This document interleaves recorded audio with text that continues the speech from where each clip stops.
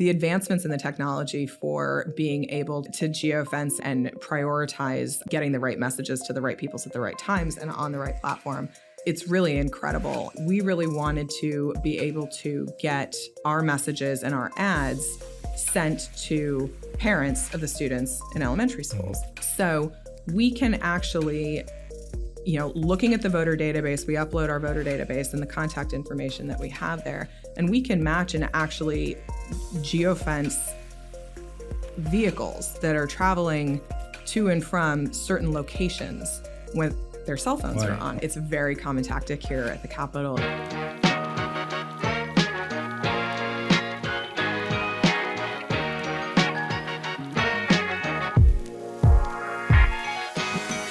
Hello and welcome again to another episode of Sacktown Talks. Today we're glad to be joined by Nanette Farag, Vice President of Randle Communications. Nanette, thanks for joining us. Welcome to the program. Thank you very much. Thanks for having me. How's it going? How's the session going so far for you? Session is going good. Moving like gangbusters as always. Right. We're in an off year for elections, so pace is a little bit different for me with the work that I typically do on political affairs, but really great to focus on a lot of our public affairs and local public affairs efforts. So you work for Randle Communications. Mm-hmm. What is Randle Communications? So Randle is a public relations, public affairs, and political firm.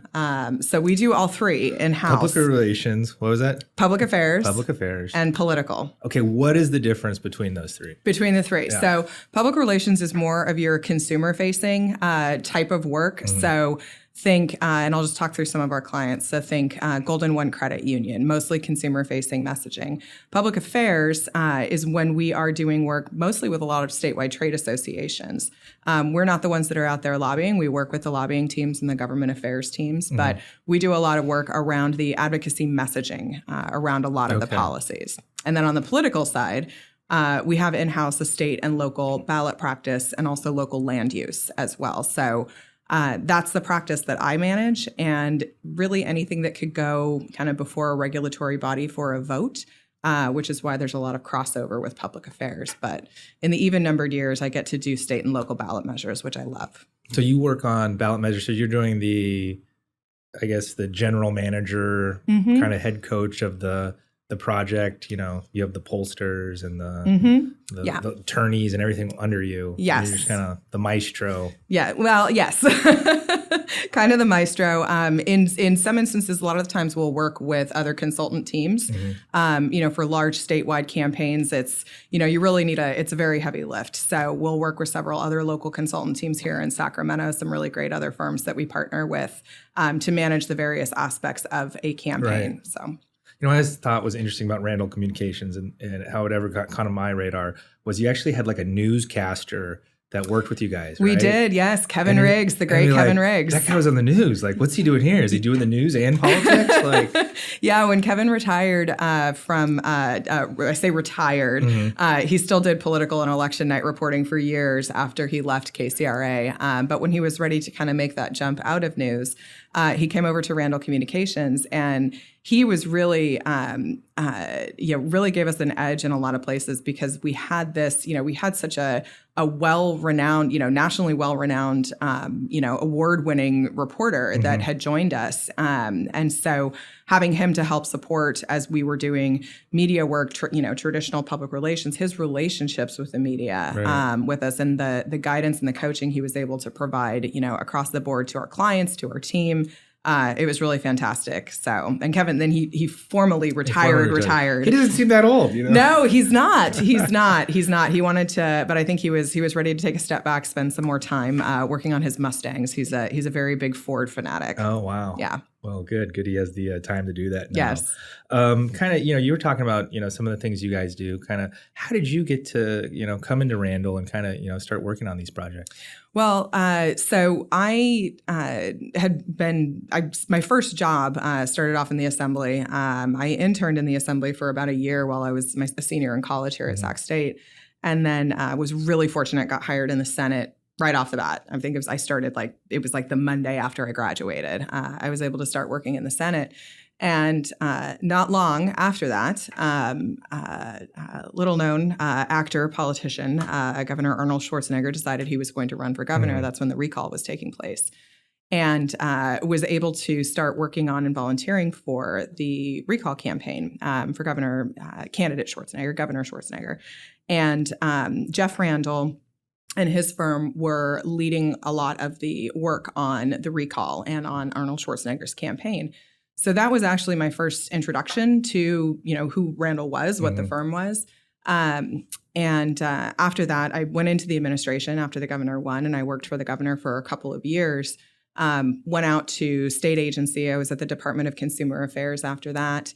And then a couple of years later, another gubernatorial campaign came along, and that's when Meg Whitman ran for governor. And the Randle firm was also running that campaign. So there was a group of us. We kind of decided to bring the band back together, if you will. A lot of us that had worked in the Schwarzenegger administration came back to work on Meg Whitman's campaign. So I came back to Randle again and worked on the Whitman campaign before she actually declared her candidacy. So I was there from the very early phases. So it was well over a year. And that campaign ended, unfortunately, not the way that we had hoped it would.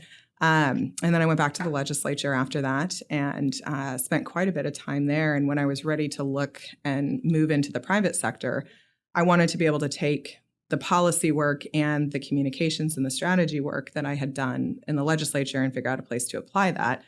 And I'm a political junkie, so I needed to be able to get my fix working on campaigns in some way, shape, or form. But coincidentally, Jeff Randle had reached out, and they were looking for someone to take the helm for their political practice. So kind of at 3 points in my career, all seeming to be about 10 years apart, was where my introduction came in and how I ended up going to Randle after my tenure in the legislature came to an end. And this is something I've noticed, just here on the show and then seen kind of on Twitter. There seems to be kind of like a brat pack of you guys who worked for Schwarzenegger. You guys all were like, fresh out of college.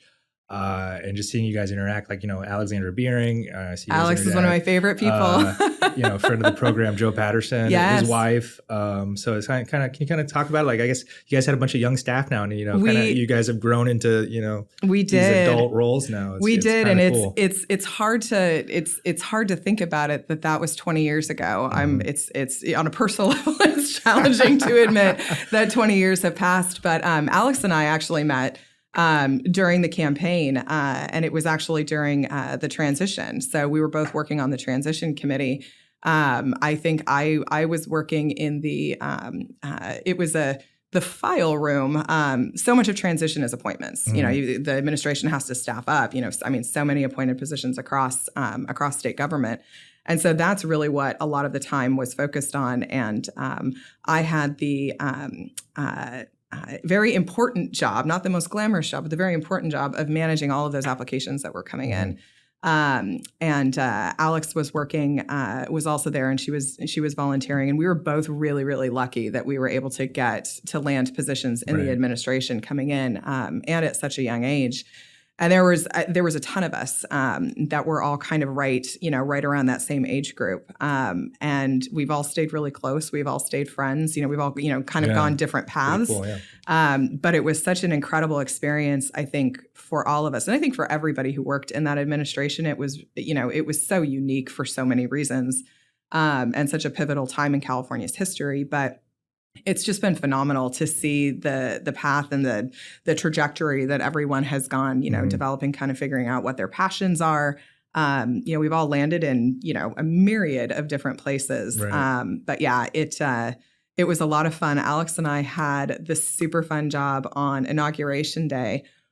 She and I were teamed up to escort the governor's guests from the Hyatt Hotel over to the inauguration ceremony. So here's two kids that are basically fresh out of college, and we're escorting Rob Lowe and Danny Devito into Hamilton, and we got to meet the Eunice and Sergeant Shriver. It was so amazing and surreal.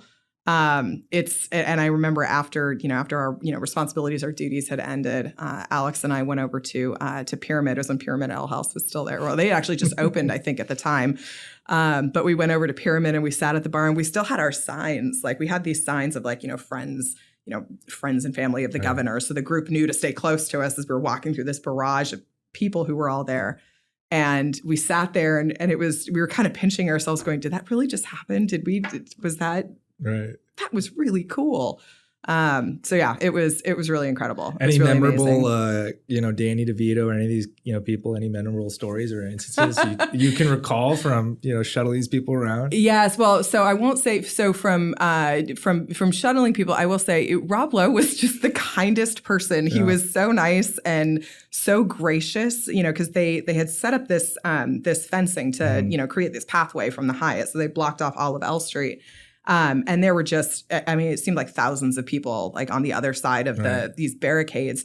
And he was stopping to talk to everybody. He was so nice and and everybody was just so down to earth.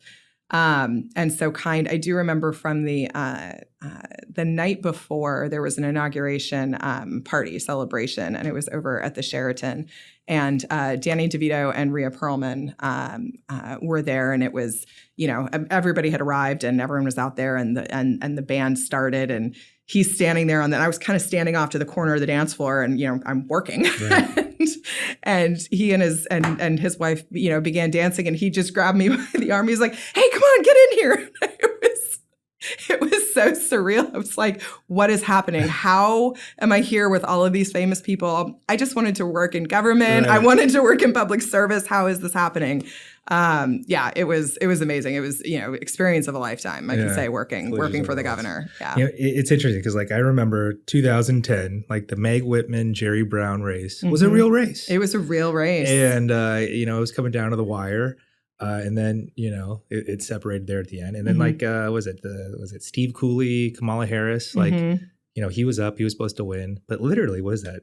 13 years ago, those were the last two statewide Republican races. Yeah, where there's actually been a big race. Is that crazy to say that out loud? 13 years. No, it's yes, it is. It is crazy when you talk about there that. Hasn't been a competitive race 13 years. Wow. Yeah, and that was really the last one. And I remember when Meg won the primary, we were in I think we were in Burbank for the kind of the victory celebration the day after. And we were looking at, everybody that was on the ticket that had, won. Everyone was on the stage standing together. And, we were looking at the group of people, and it was like, wow, this really is a good competitive, group of people. And I think for a lot of us, when we look back now, it's like we haven't seen that. We haven't seen really strong competitive races at the state level. Those were the last credible candidates they've fielded 13 years ago. Yeah, and it was fun. It's more fun when it's competitive. At least I think, as a political junkie, I think it's more fun when it's competitive. Kind of what as a, kind of the political landscape, what's going on? How come they can't find credible candidates? Is it just an impossibility? We saw Arnold, he ran and, it just kind of transcended parties, right? He did. And he was, a lot of people underestimated him. A lot of people didn't. He's so smart and he was so intelligent. I mean, he really got the policy. He got the politics. He knew Hollywood. He knew how to put on a good show. So he knew how to bring people in the corner. And then it's, oh, wow, this, he actually knows what he's doing, and he gets this, and he wasn't afraid to take risks and make big decisions.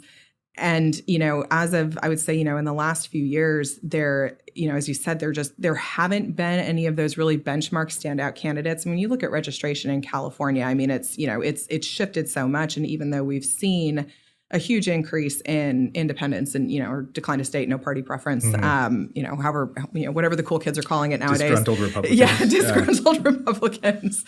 When you even with those numbers, we're still not seeing an attraction. And it's so hard for an independent, to break through that barrier and to really get there. And from a financial aspect as well, if you don't have a party supporting you, it's really, really challenging to get the funding that you need to run competitively at a statewide level. So, I think what could be really interesting, not so much on the gubernatorial, but I think what could be really interesting as we look at 2024 with Senator Feinstein's seat, if there is a decent independent, a decent Republican running, we're going to see a very crowded field of Democrats that are vying for that seat. If, what we're all thinking that Biden is going to, run again for president, there's probably going to be a very big field of Republicans that are vying for that. So on the natural, we're going to see a higher Republican turnout in the primary of next year. And if there is a viable candidate at the senator, at the Senate level who's either an independent or Republican, it's possible that we may see, a Dion R race coming through, or a Dion I race coming through when we get to the general. So we're still a ways off. Right. There's a lot of things that have to happen, but we've seen how hard it is to clear the field at the local level. Right. And so, doing that at the statewide level. So, anything could happen. I think that if there was going to be anything competitive on the ticket, I think, next year could be the year for that. It might be the first time in a while that we've seen something like that. And of course, that's just going to impact all of the down ballot races too. Right. So do you do candidate work as well? We actually don't do candidate work. No. The Whitman campaign was the last candidate race that we did. And, primarily we got away from doing candidate work just, with the political parties. We really try to stay out of that, out of that piece of the party politics when it comes to candidates. Because of the breadth of the clients that we have. And we do, so much work with, groups and associations that are, working, with one party or another or anything like that. So we stepped away from doing candidate work after the Whitman campaign and really just focus on state and local ballot measures. And state and local ballot measures don't call you late at night or very early in the morning. If someone's saying something really mean about them on Twitter. Right. Love all the candidates and the members that I've had a chance to work for, but that is a difference, I would say, between the two types of campaigns. It's funny. One of people I work with, worked in the Gray Davis, Dan Lundgren campaigns, and they'll talk about faxes and getting papers and things like that. Can you talk about kind of like technology, how it's just kind of changed the business, changed the game, changed what you're doing, and kind of absolutely. Even today it keeps changing with AI and all this stuff. Oh, it definitely does. And it was funny when I was in the governor's office. When I was working in the administration, I worked in the legislative affairs office, and I worked on policy with a lot of the legislative deputies. But my primary role was managing the chapter veto process for all of the bills that came through. And it's it's not just like the governor signs a bill and that's it. There are many steps, kind of technically on the back end that have to be done. And once a bill is signed, that has to be recorded. At the time, we would physically, and I believe you still have to do this, we would physically walk the bill over to the Secretary of State's office we had this thing called the book. It was the same book that they had been using since the 1970s. We actually had to special order the paper for that book that was the log book for all the chaptering and the vetoing. And so we would walk it over to the Secretary of State's office. The Secretary of State's office would have to stamp and sign everything once we got that back. We then had to take all of that information, put it onto a TXT file on a floppy disk, and walk it over to either the Senate or the Assembly chambers so that they could record it for the Daily Journal.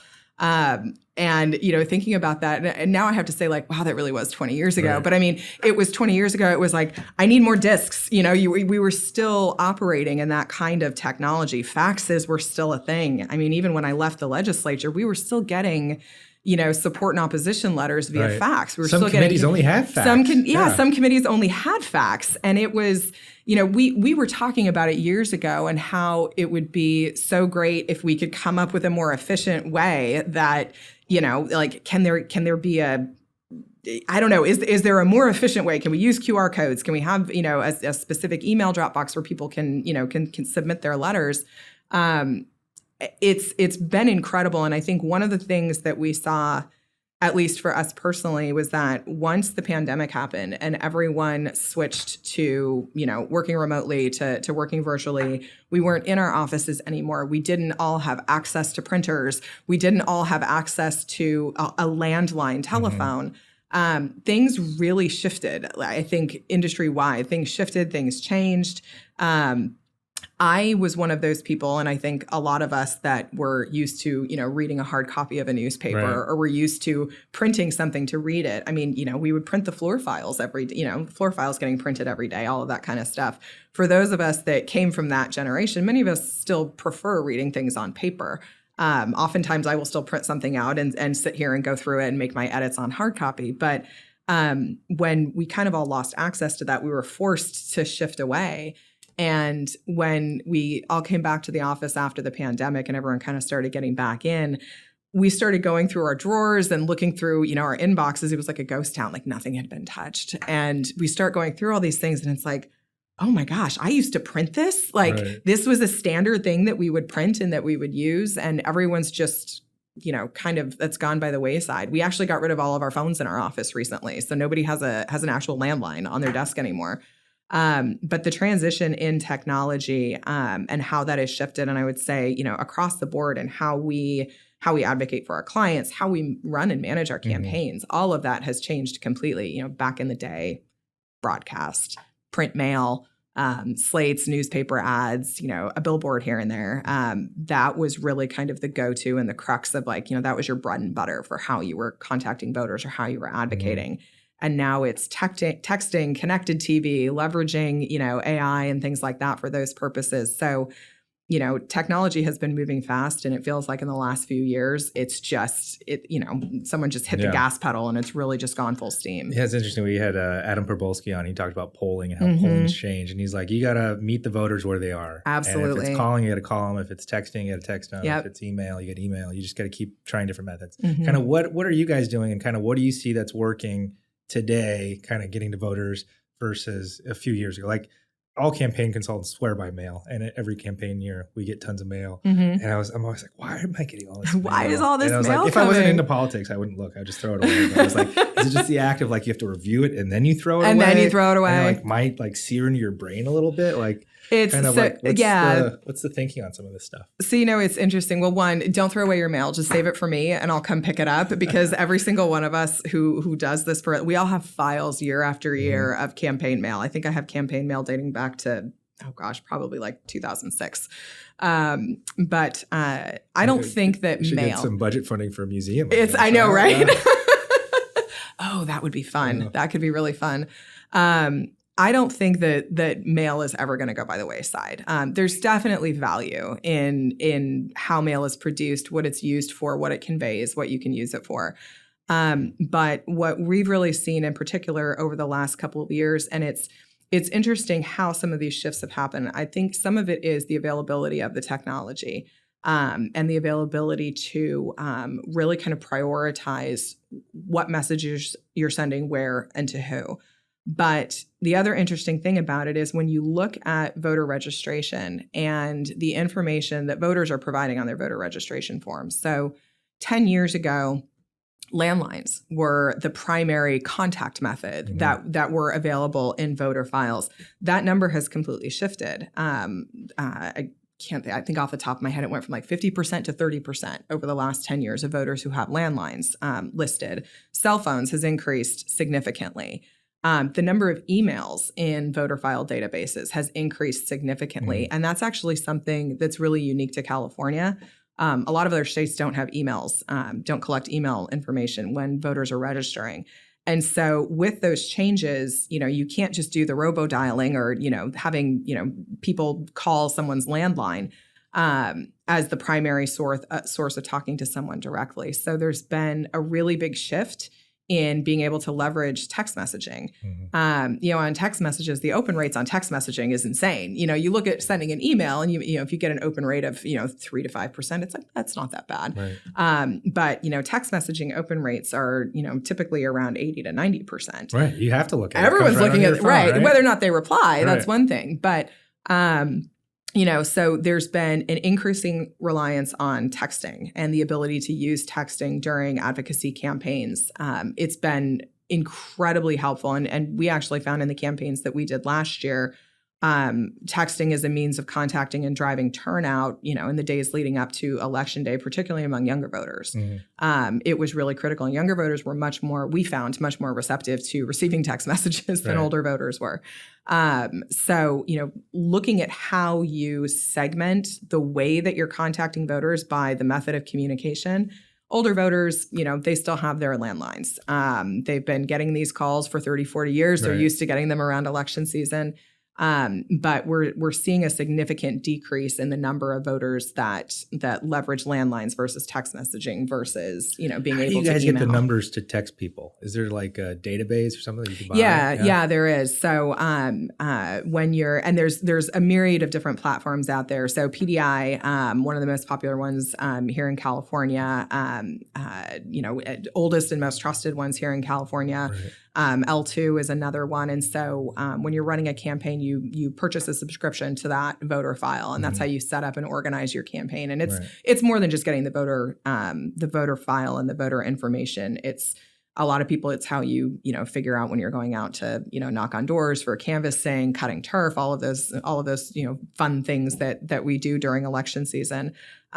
So you leverage that and you get it based on the specific region where the election is going to be held. So if it's a state race, assembly race, all those kinds of things. It's kind of interesting. So we just had Angelique Ashby on, and I was telling her about how my 3-year-old would ask me about Dave Jones and who Dave Jones was, because Dave Jones was all over YouTube. And apparently Dave Jones didn't segregate the district, because we didn't live in his district, and he would just advertise on like Blippi or whatever kid show he could. So my 6 and 3-year-old knew all about Dave Jones. You're like, why? Who is he? He would ask me, why are we seeing And then when these he went away, ads? they're like, what happened to him? It's like, well, the election's over. Can you kind of talk about that, kind of how like geofencing and kind of, advertising on YouTube and kind of how that works? Absolutely. And what you guys are doing there. Yeah, absolutely. One of my favorite things to talk about, and the advancements in the technology for being able to geofence and prioritize getting the right messages to the right people at the right times and on the right platform. It's really incredible. And the way that we can do it now and the advancements is in it. So I'll use one of the things I'll use as an example is connected TV. And something that we had done last year, we were running a local school bond campaign here in Sacramento County. And we had 2 different bond measures, elementary and then middle and high school bond measures. So 2 different measures, 2 different audiences, but both for the same school district. And so we really wanted to be able to get our messages and our ads sent to parents of the students in elementary schools. So we can actually, looking at the voter database, we upload our voter database and the contact information that we have there, and we can match and actually geofence vehicles that are traveling to and from certain locations when their cell phones are on. Wow. And we're not tracking their personal cell phones. It's not like we know, that's not how it works. But we're able to say, okay, we want to make sure that cars that are going to this location between 7 a.m. and 9 a.m. and then are returning to this location between 2 p.m. and 3 p.m., parents dropping off their kids, parents picking up their kids, or grandparents or guardians or whomever it may be. And so we're able to direct ads to those folks during those times when they're traveling back and forth. So I mean, that's one way of doing it. We use that for the ads that we were running on connected TV. You can do it for social media. It's a very common tactic here at the Capitol. If there's a big hearing or a big floor fight, you geofence the Capitol, you geofence the building. You can, we've seen it before where there'll be a big trade association that's having a reception, and you geofence the trade association, wherever their reception is being held. It's really incredible how you can do that targeting on the back end of each of those platforms by breaking it down by zip code, age, demographic, what their interests are. There's so many different things. And, it was funny, earlier this week, we were giving a talk on campaigns and elections to the California Leadership Experience, which is a bunch of high school students from across the state that were here in Sacramento for a few days.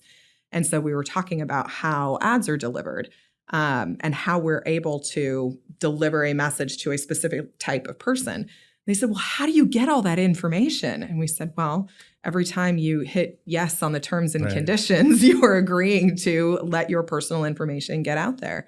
And so it's really incredible how advanced that technology has gotten. how you can, pinpoint an address and, really just target something. If those ads were going outside of the district, that was bad targeting. It was just, that's what I thought. I was like, man, that was a really that was bad not targeting. that. Yeah, that was not the best targeting. But we always joke, because one of the things that we always heard with candidates was they were saying, I'm not seeing my ads. I'm not seeing these kinds of things. So it's like, well, we know that you are voting for you, so we're not sending ads to you. We're sending ads to the voters that we can persuade. It's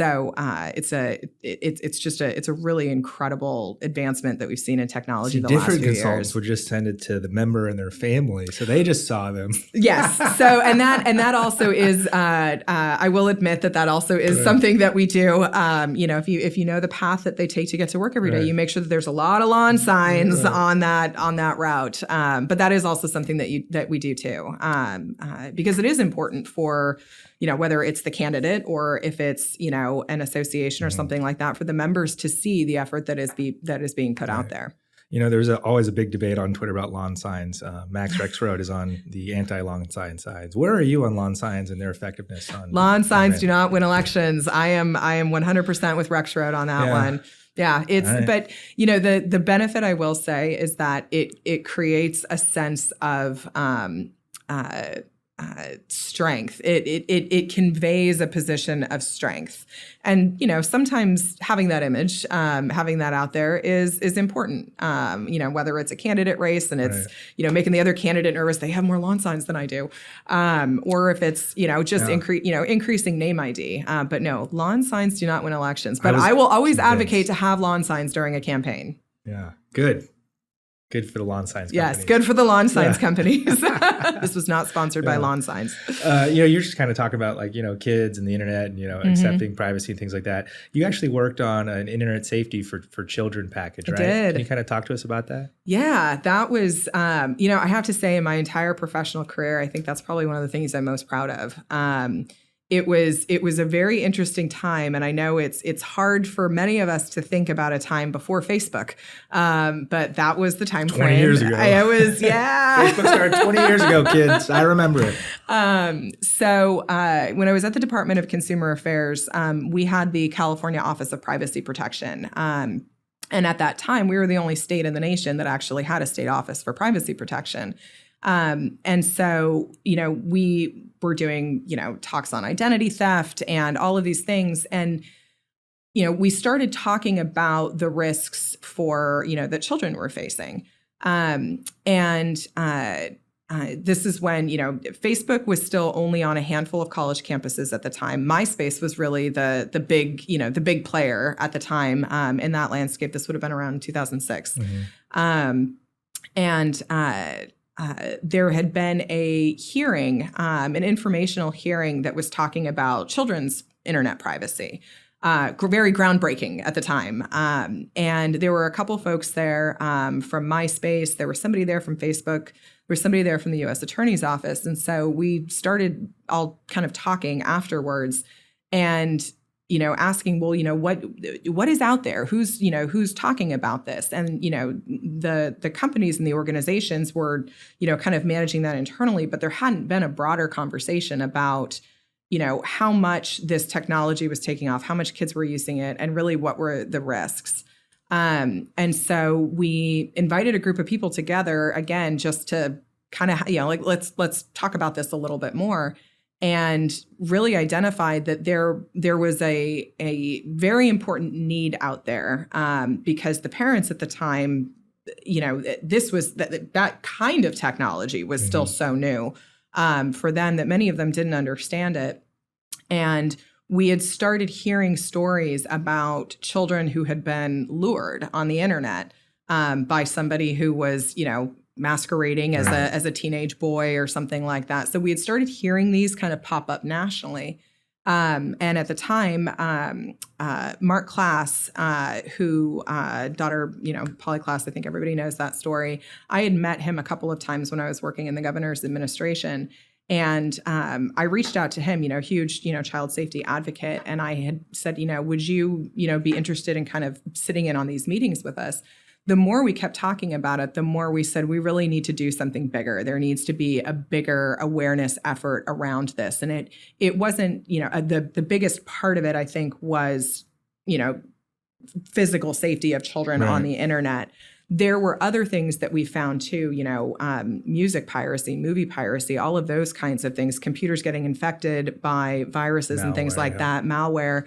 And then the parents' financial information is getting stolen. So there were all of these things that were happening all at once. Gosh, it's just so nostalgic just thinking about it. Right. And it wasn't that long ago. It really wasn't that long ago. It was 20 years ago. Stop saying that, Jared.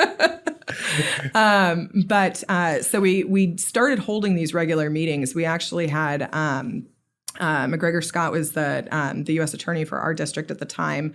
And so we had the U.S. Attorney's Office.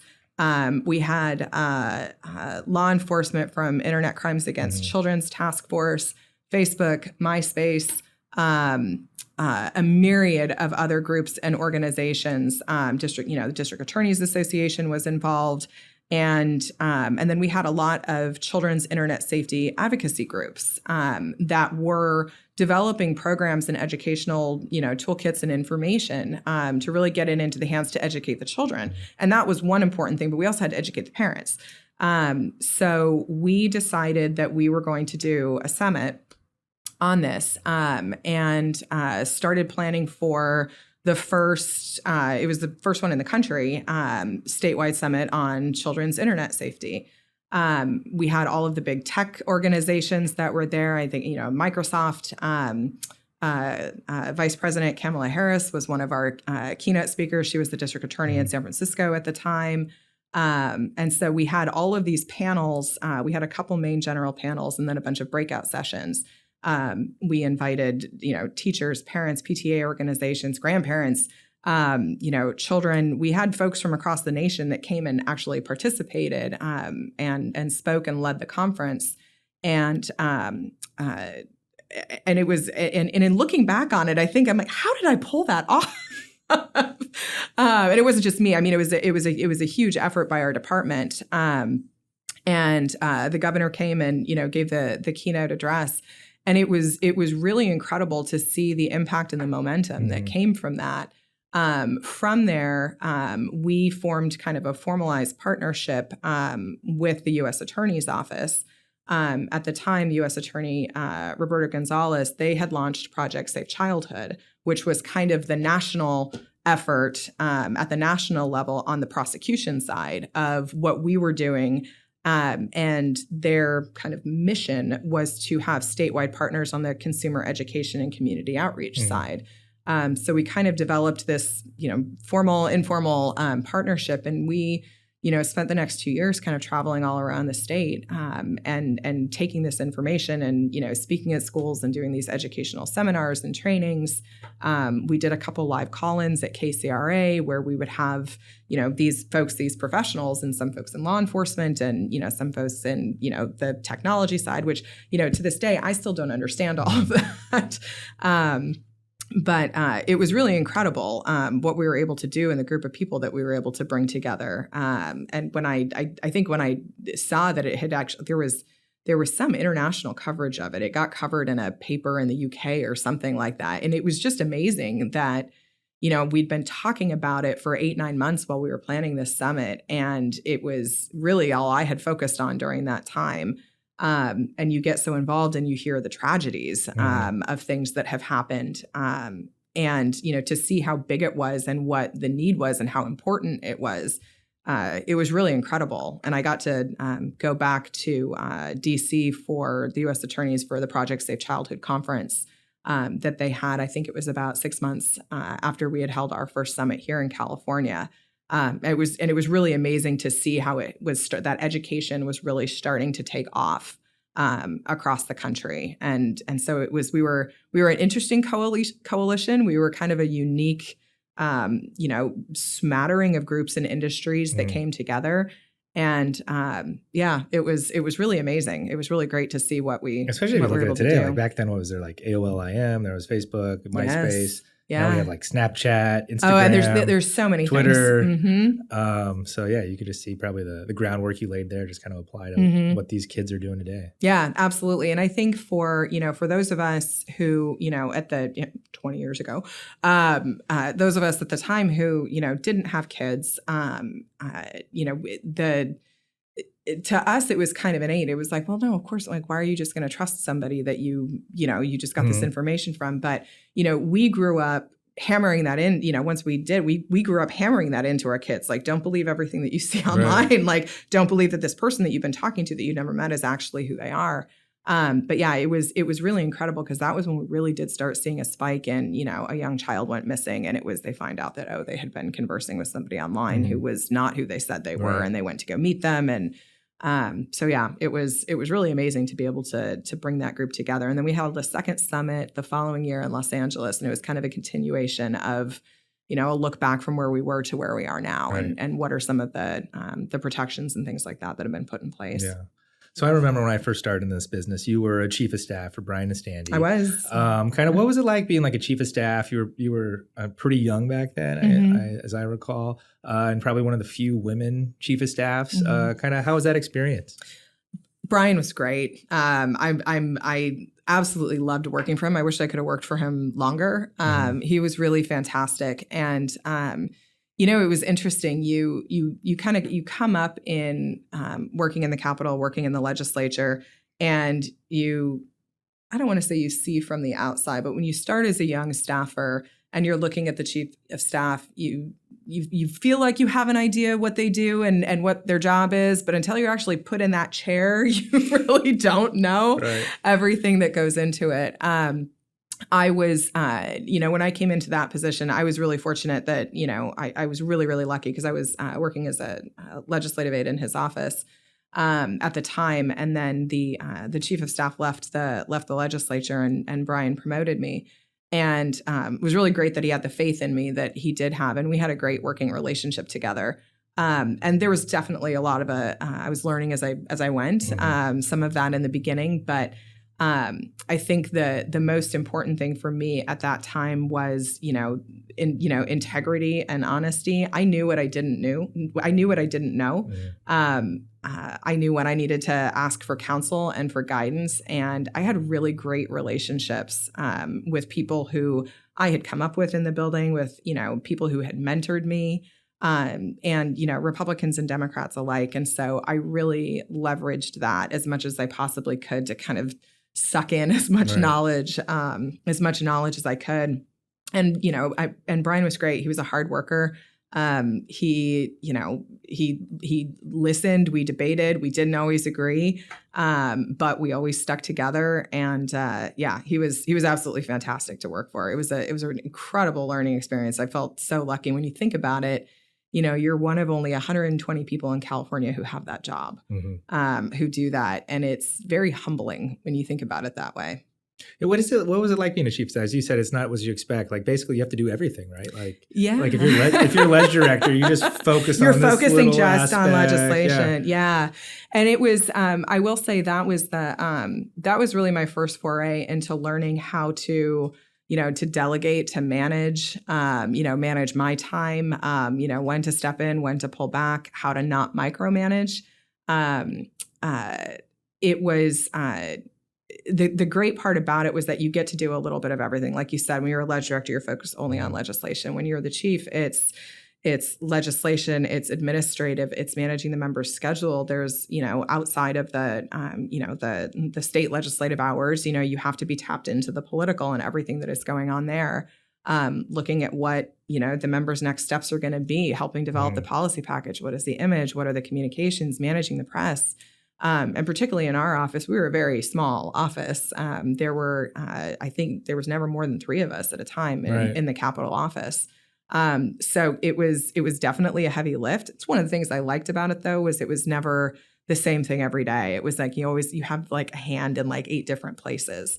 But the work was always, it was very challenging. It was always incredibly rewarding as well. So just a little refresher. So Randle does political relations. Public relations. public affairs, and political campaigns. And you focus on political campaigns. I do. Right? What are you excited about in the political campaign realm? What are some of the things you're working on right now for this year, I guess next year? Yeah, this year, next year. Well, we're already preparing for this year, with the early primary next year, with the March primary next year. Things are shaping up and things are gearing up sooner than we had seen in the last election cycle. But one of the things that I really love, we do both state and local ballot measures. I really love doing local ballot measures. I don't know. I think that, that local politics edge and it's so feel to it. It's in every little town. It's everything. It's always so different. Yeah. Everything is so different. Everything is so unique. And it's much more hands-on, I feel.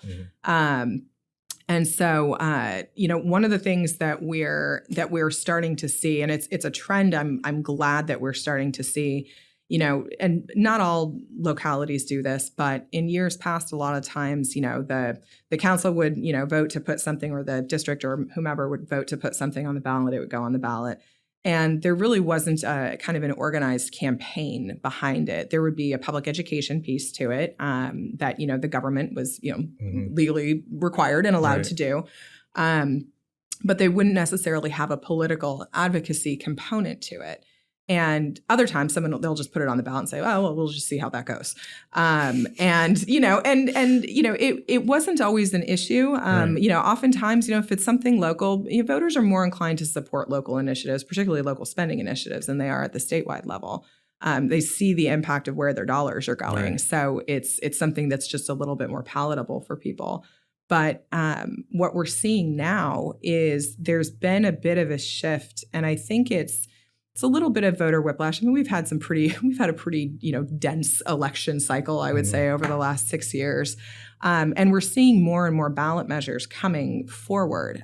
It's just becoming a tactic and a strategy that's being leveraged more to enact policy, both at the state and at the local level. And so, just kind of relying on, well, it's on the ballot, so it's just going to be on the ballot. It's not always working anymore. We're seeing more of a need for, more of a professional advocacy campaign to come in and, really do that intense voter contact leading up to the election. What I think is more interesting and even more important is that long-term planning for localities to use to look ahead, and they say, okay, they know this year that they may need a bond measure in 4 years or in 6 years. And if that's the case, they should start laying that groundwork now for that. Not waiting until they get to, okay, well, we're going to put this on the ballot. Now we have to start our public election campaign or public education campaign. We'll do our mandatory community outreach event and we'll kind of see how things go. But taking the time to start messaging on what the issues are long in advance, start having those conversations with local stakeholders and with local, folks who might be part of your coalition, and start creating that buzz and that air cover so that when that measure does come forward, voters aren't surprised. They kind of have that little meme in the back of their head of, oh yeah, our schools did need more money, or oh yeah, we really did need to do something. Our parks really are deteriorating. We need to, make some effort. We need to do this for transit. So that conversation and that buzz has already been there, and that's going to set the campaign up for even more success, ultimately lower, more than likely, the political and the advocacy dollars that you're going to have to spend to get it over the finish line. Working on all these campaigns, I suspect you look at a lot of polls, a lot of polling data. I love polling. All up and down the state. What's something like that's surprising to you that's like not really talked about, but that you're seeing in the polling data that, is of interest? Well, something that I wouldn't say it's not necessarily surprising. I think what's interesting and what I'll be interested to kind of see coming forward when California switched to motor voter, and so we've just seen huge increases in our voter rolls and in demographics across California, particularly in Hispanic voters across California. The margins by which the registration numbers of those demographics increased, but we didn't see that correlation come across to showing up at the polls and voting. I think that that's going to be something really interesting to watch over the next couple of years, and to kind of see those numbers, hopefully swing to match the increase in voter registration. or at least that percentage of how frequently that they are going to the polls and they are voting based on the drastic increase that we saw in registration. So that's definitely one. The youth vote, came out really strong last year in November and was really pivotal in a couple of key races, or not in a couple of key races, I think in a lot of races across the state. 2022? In 2022. And it was, what was interesting, I think what was terrifying for me is, as I was, for those of us who do this, we watch the returns every day. We track them, we make notes in our margins. And when we were looking at we know that younger voters are going to vote later. That's just, historically, for the most part, what they've always done. But we saw such big numbers in registration. We had really high hopes that we were going to have a much higher turnout for them. And leading up until just, those few days before the election, we weren't seeing it. Right. The last couple days before the election, we saw a really big push. Now, is it, I think, where people would have liked? No, absolutely not. We would love if they all turned out in much higher numbers. But the percentage of the youth vote did increase significantly, and it was really critical. So I think that those are going to be things that we continue to see. I think with a lot of the advancements that we have and how we contact voters now, things like, texting and, all of those different kinds of platforms, doing everything that we can to make it easier for people to vote, we'll start to see shifts there. Right. It was interesting because, we had a lot of close races, a couple upsets. And, you talk to the candidates who had the upset or the close race, and you're like, well, they say, next election is presidential election, turnout's going to be up. Is that good news or bad news? And, if you talk to them, it's good news. Because it depends. It depends on who you talk to. The other side, they're like, no, it's going to be good for us because of this. Kind of what do you see in 2024? Are you going to see like another kind of blue wave like we saw in 20? What are you guys seeing? It's really interesting. I think one of the things that I mentioned earlier, looking at, and this is, talking specifically about the primary and what we're going to see in the primary. I think, we're probably going to have a crowded field of Republicans, which is going to drive Republican turnout in the primary.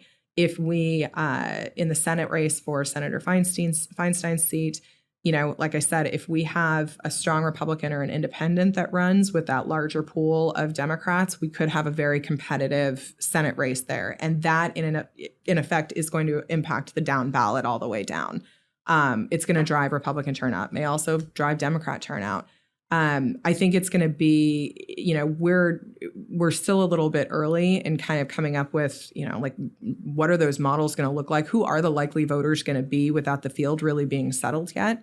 But I think we're going to see some really interesting things happen probably over the next few months that's going to kind of help us get a little bit closer to making some of those. I never want to say predictions, but and there's other people that I seek counsel from on what some of those predictions are. But yeah, I think 2024 could shape up to be a really interesting year. It's going to be interesting with that March primary. Like if you're going to announce for one of these races, you better get in quick, late. Right? Yeah, you're late. So that's interesting. Yeah. I always get asked by, young kids just graduating from college, like, how do I get into politics? Where's the best place to go?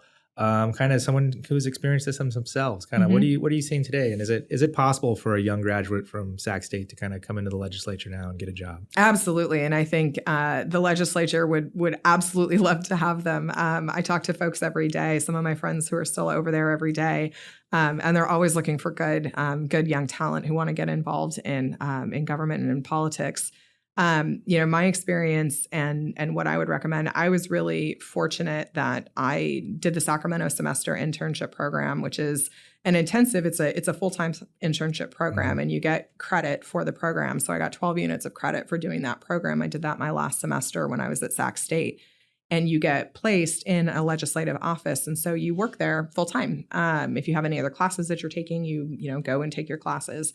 But it was an incredible opportunity for me to go into an office at such an early stage, have that length of time to build relationships and start to work on policy and learn the legislative process.